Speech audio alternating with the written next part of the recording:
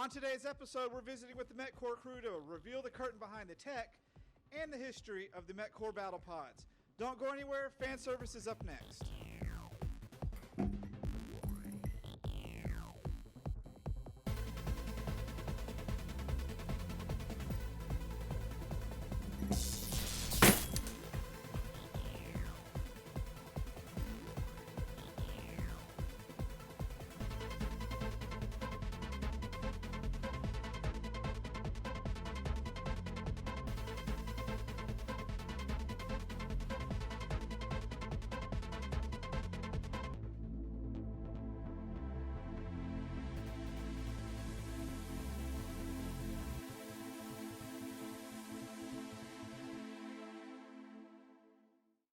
Hey everyone, welcome to Fan Service. And as you guys know, this week we are crashing here at the MechCorps HQ in Houston.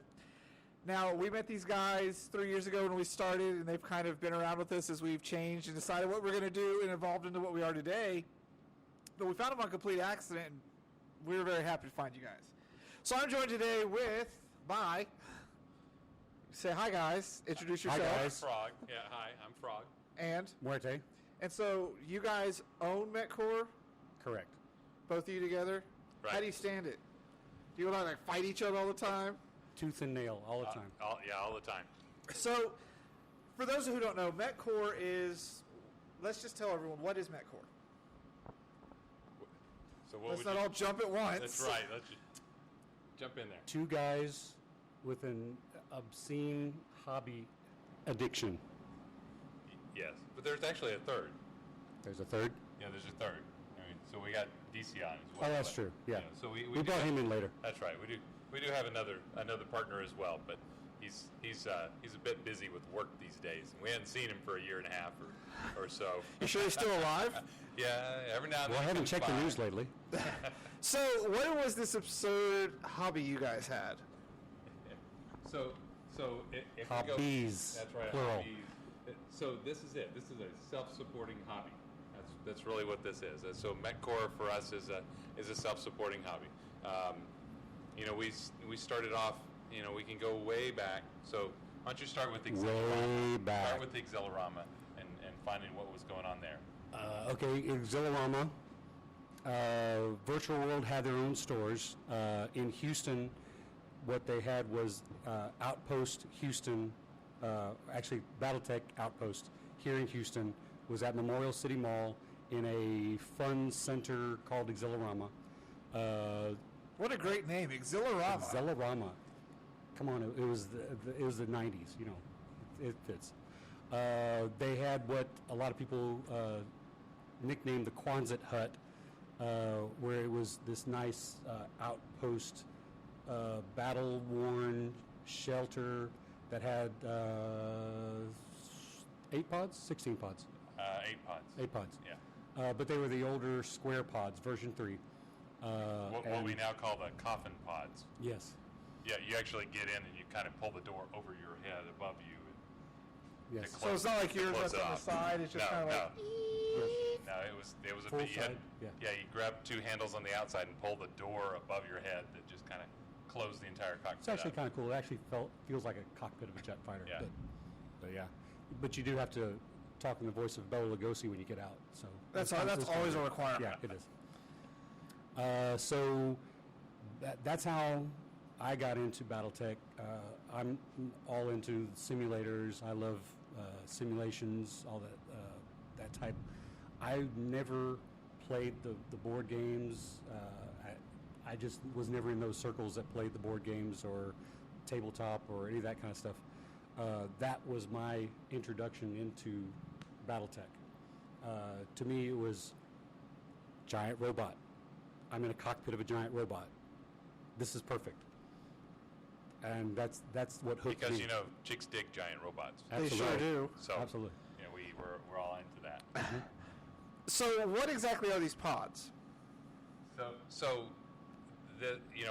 fast forwarding a little bit from that, we've got it was basically a simulator to be able to take and give you more realistic feel of being actually in the cockpit of a giant robot, fighting somebody else. So you're not sitting at a console with a little joystick, controller thing in your hand, just you and a TV playing.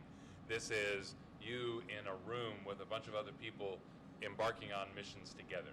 So, to us, as we were looking at this, it's the social aspect of what it is that you're doing when you're playing a game together with somebody. It's like getting together and playing D&D. It's like getting together and playing Monopoly, for that matter.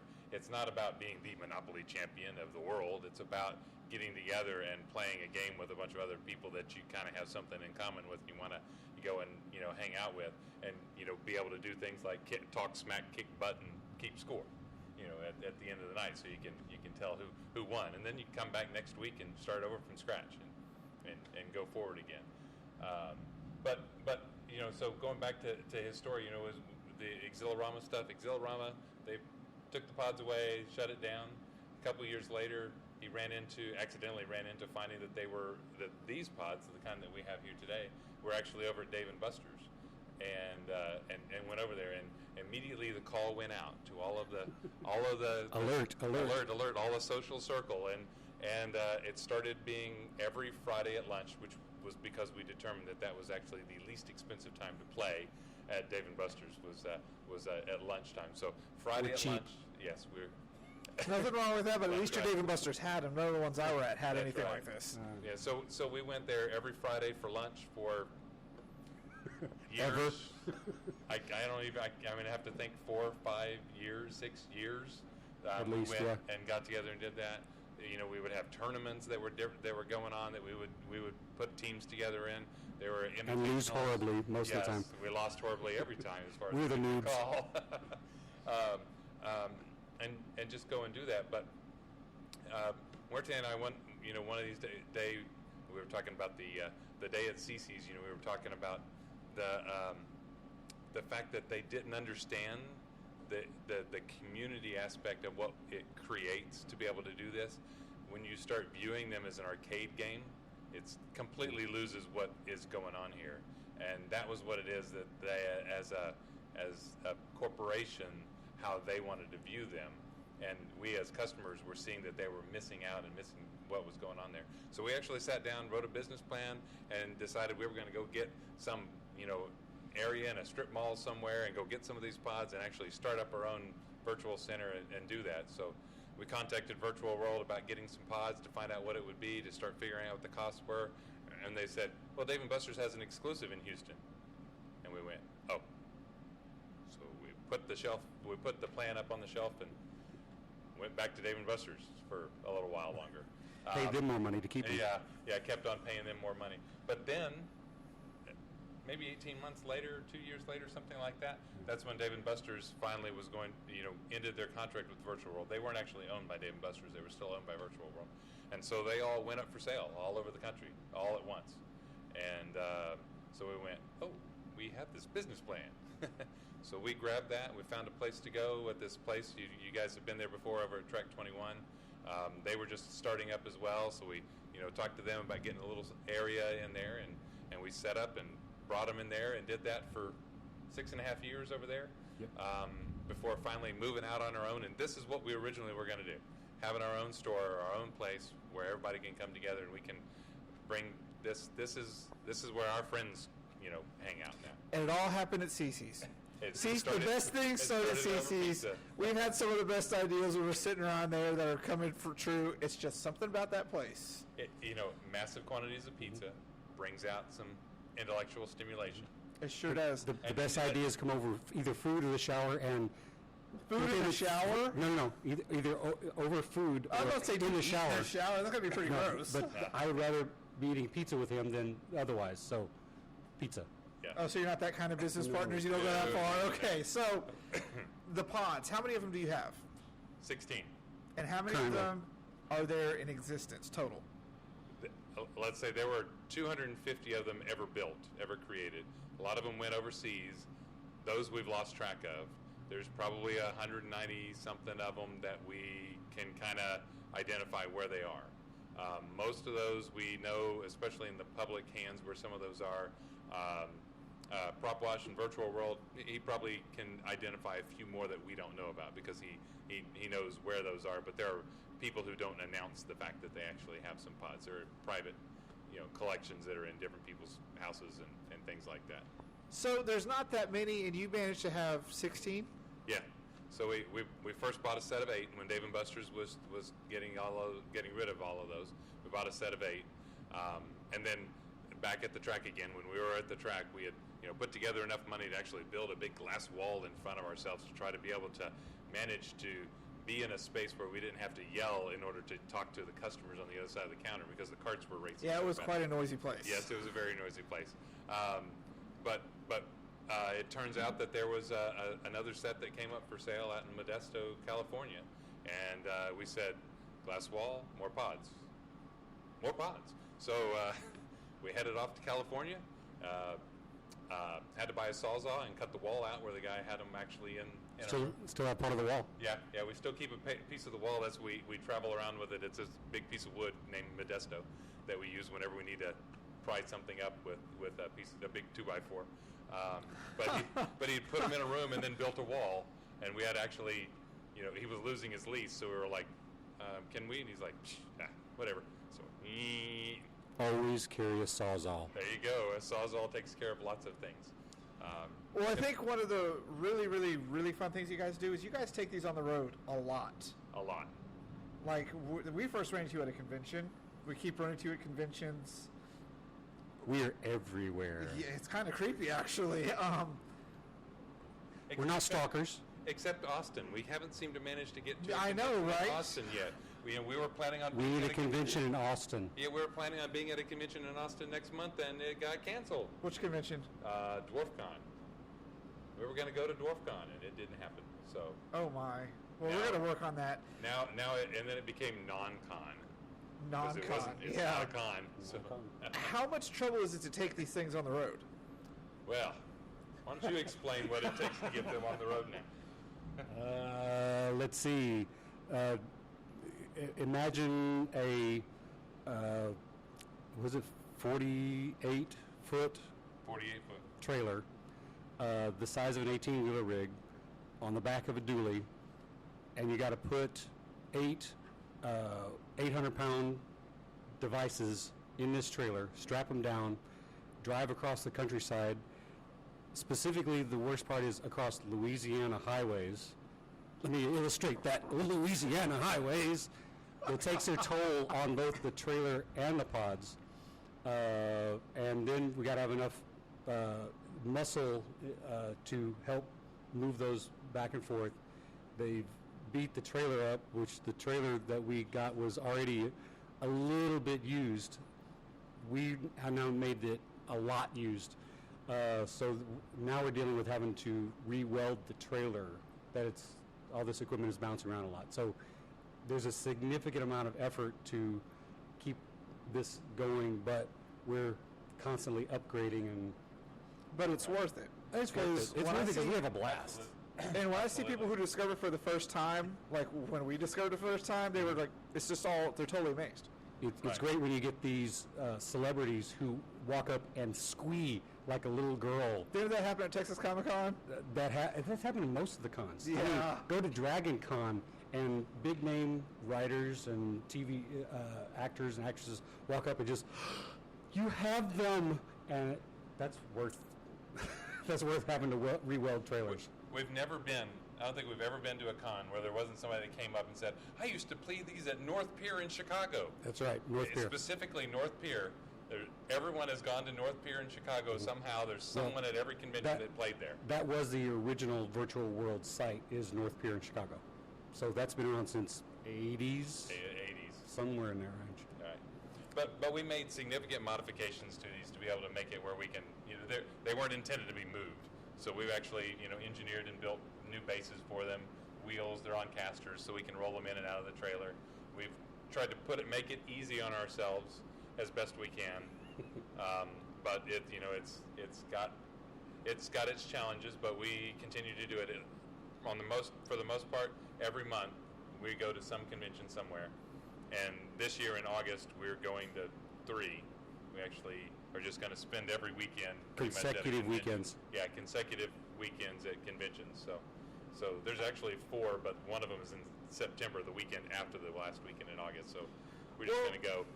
These pods are very high tech, and I would not have imagined it being that old. So we're going to have you take us through the tech of the pods. Okay, sounds good. All right.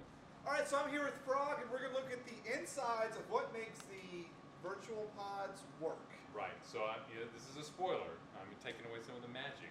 So if you don't want to know, close your eyes and go like this. In the secret compartment here that's there. So inside here we'll release the docking clamp.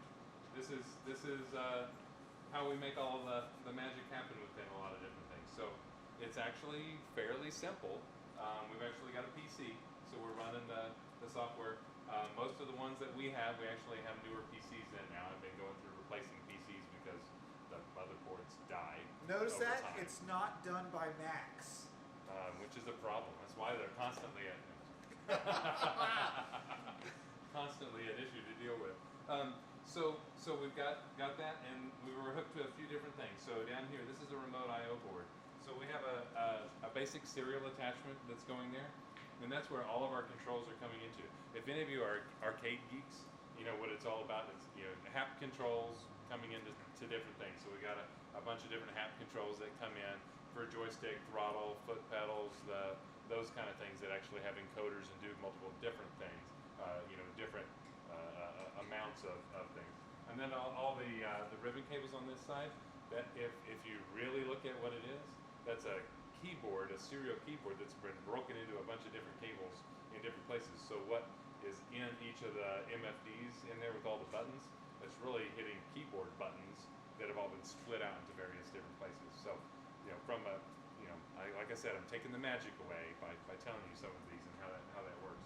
This board is really proprietary. That is actually a key piece of the overall thing. That's Virtual World created that. That's their intellectual property still. When we need to actually get certain parts of that, we actually go back to Virtual World and get that, and then they're great at being able to keep those going, keep that repaired, and that sort of thing. The same thing, the button boards that are inside each of the MFDs, that's another component that we deal with Virtual World for. But the PCs, we just build those ourselves. And then there used to be a couple of power supplies in the bottom because this is really old technology. How old is the technology? So these were built in the 93 to 96 range. And they're not updated. Right. The updating has happened when they got into private hands like ours and we started doing this. So what software are you using to run this right now? So the software that's on here, I've now upgraded the operating systems to XP. So we've come up from 2000 to XP just in the last couple of years. So now they're actually probably 25% of these machines are still running Windows 2000. But we've actually come up to XP. We can't go beyond there because there's a limitation within certain things because Microsoft started putting digital rights management into things and they kill the feature that we actually need to have in order to be able to do some of the magic that happens with our multiple monitors. So can't go to Vista, can't go to Windows 7 or 8, can't do it. So they're going to stop supporting XP, right? What are you going to need to update? Yeah, I'm not. You're just going to hope that nothing goes working. We're going to keep running on Windows XP. Yeah, people love it. That's right. So it keeps on working. But we had a couple of different power supplies down at the bottom. There was a 12 volt and a 5 volt power supply. But today, that's what's called a PC power supply. So we actually, those are when those die, we just grab a PC power supply, twist the leads together, and hook them up to the wires, and we run our 12 volt and our 5 volt rails off of a PC power supply. It doesn't look like a lot. No, there's not a lot. The only other thing really that's much in there is there's actually an inverter to a car stereo amp. So the sound system is actually running off a car stereo amp. For something that's so much fun and looks so ahead of its time, it's very basic. It is. It's very. I hate to put it in such, terms. There's some incredibly ingenious things. So inside we've got 7 monitors. So I don't have 7 video cards in here. I've got a video card that's running my main screen and it's got a dual head that goes to the one that's up and overhead. And then I've got another one that goes to my radar screen. But then those other 5 monitors, those are running off of one graphics card. Because all you see is a green single line things. Yeah. Those are actually black and white CRT TVs. They're small little TVs with a piece of green plexiglass in front of it. And what we do is we take and you put all of the pictures, jumble them all on top of each other of red lines, green lines, and blue lines, and then you take the connector and you move the red and you put it to one monitor, the blue to one monitor, and the green to one monitor, and you only get the one that you would see of that particular color, and it comes out white because that's the only color a black and white TV can display. Nice. And now we've actually got 5 monitors, but I'm using one video card to run 5 monitors, but the image is actually only one image. It's one really wide image.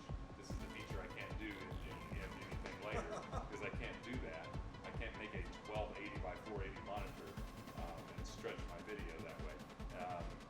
And so I'm able to get 5 monitors all out of one video card, one low-end video card, as a matter of fact. You can't really tell. I mean, it looks really good inside, which is what we're going to do now. We're going to learn how to pilot virtual pods with some of the best trainers that they have.